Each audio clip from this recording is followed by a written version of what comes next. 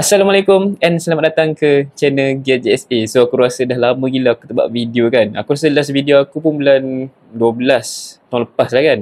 So aku rasa dah bulan 1, 2, 3 dah 3 bulan lebih jugalah. Termasuk bulan 4 ni kan aku tak buat video. So aku rasa untuk video kali ni aku akan buat kelainan sikit. Sebab sebelum ni aku selalunya akan review smartphone Android lama kan, yang bawah bajet dalam 500 macam tu. Tapi kali ni aku akan buat video baru, iaitu aku nak review produk daripada Apple pula, iaitu iPhone. So dekat tangan aku sekarang ni adalah sebuah iPhone 8 yang launch pada tahun 2017. Korang nampak kan? Aku pun tak tahu sama dia betul-betul center ke tak. So smartphone ni dia launch pada tahun 2017 lah. Aku rasa waktu tu aku tingkatan dah habis sekolah lah waktu tu kan. So smartphone ni dah 8 tahun lah ada dekat pasaran. So mostly akan dijual secara second hand lah untuk korang dapatkan iPhone 8 ni. Jadi korang boleh dapatkan iPhone 8 ni pada harga 500 lebih ataupun bawah sekarang ni. So aku buat video ni pun aku nak share experience aku lah menggunakan iPhone 8 ni. So stay tune video ni sampai habis. So untuk korang yang rasa macam nak ada pilihan lain untuk beli smartphone Android, so korang boleh klik je pada link yang aku akan share pada hujung video nanti. Korang tengok video ni sampai habis dulu.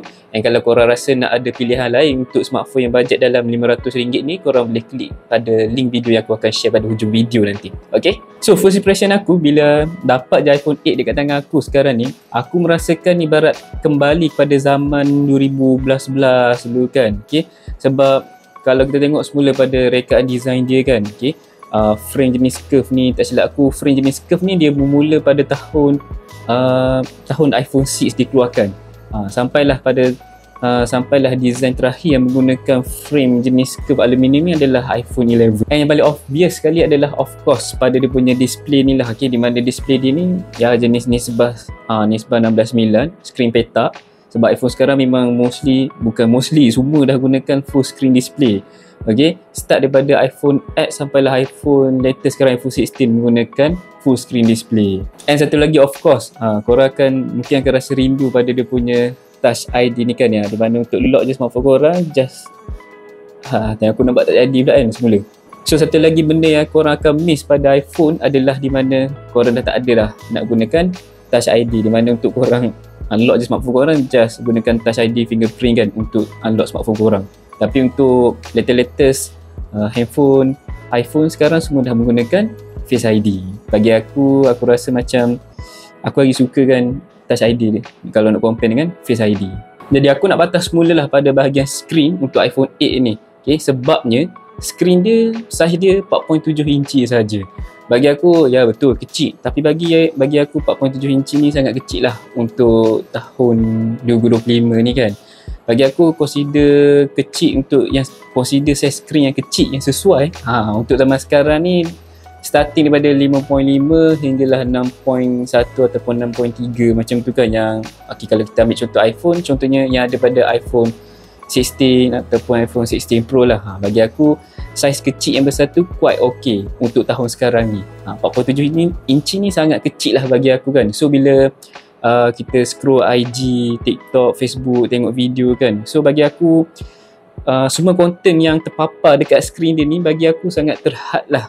And bagi aku bila lagi-lagi korang main game ataupun tengok movie, bagi aku benda tu tak bagi satu kepuasan lah waktu korang buat semua tu kan. Dan satu benda lagi untuk pengetahuan korang juga daripada segi iOS update and system. So iPhone 8 ni dia cuma dapat update sehingga iOS 16 sahaja. Untuk iOS 17, 18 tu memang takkan dapat lah untuk iPhone 8 ni. And kalau aku nak review pula bahagian performance smartphone ni kan, setakat ni untuk daily usage bagi aku tak ada problem sangat lah dengan chipset A11 Bionic ni. Macam nak scroll social media ke, tengok YouTube ke, web browser, memang dia akan rasa smooth. Cuma bila guna lama-lama sikit ataupun lepas tu kejap kat IG, kejap kat TikTok, kejap sana sini dia akan terasa sikit swarm dekat belakang phone ni.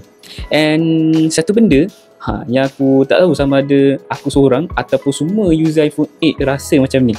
Dekat TikTok tu kan, bila TikTok ni aku buka dekat iPhone 8 ni, dia rasa macam slow sikit je bila aku nak scroll. Aku tak tahu, cuba korang sharekan pendapat korang dekat ruang komen, sama ada aku seorang yang terasa benda ni ataupun semua iPhone 8 user memang rasa benda macam ni kan.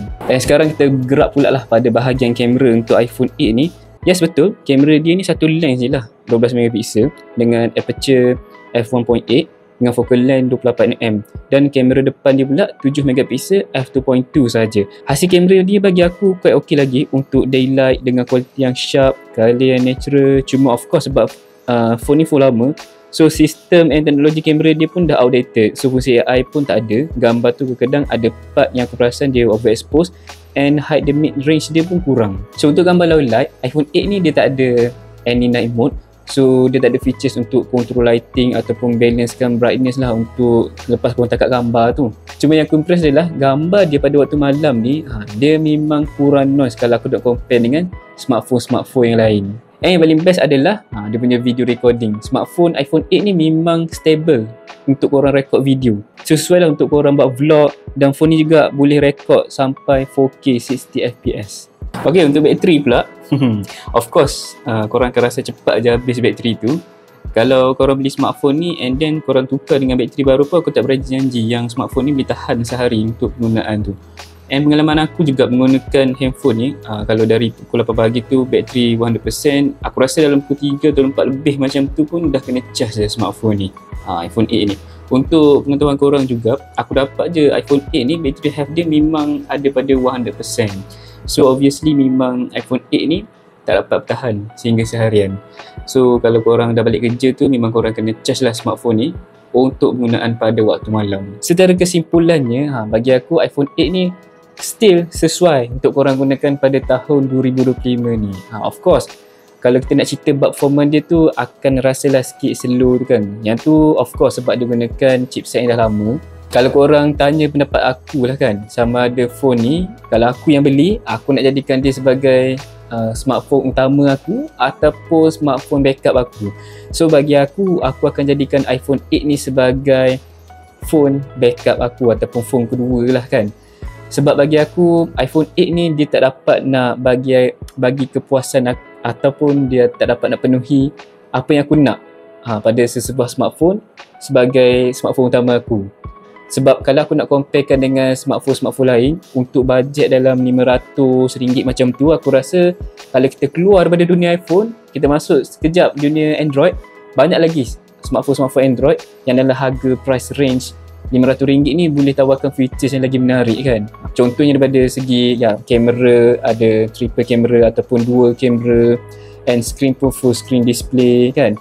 Bagi aku benda tu, aku boleh cari alternatif lain untuk smartphone Android kalau aku nak compare dengan iPhone ni. So dia depend pada preference orang masing-masing, sama ada dia lagi suka Apple ataupun lagi suka Android. Kalau korang suka Apple and budget pun RM500, aku rasa iPhone 8 ataupun korang nak up sikit iPhone 8 Plus pun sesuai dengan budget tu. So aku rasa setakat tu saja review aku untuk iPhone 8 ni. Jadi untuk korang yang rasa macam aku ada kekurangan daripada segi aku buat review kan, so korang boleh bagi tahu dekat ruang komen supaya aku dapat improve lah untuk next video yang akan datang. And last pesan aku, jangan lupa subscribe, and kalau korang suka dengan video ni, like and share. And Assalamualaikum, and kita jumpa pada next video.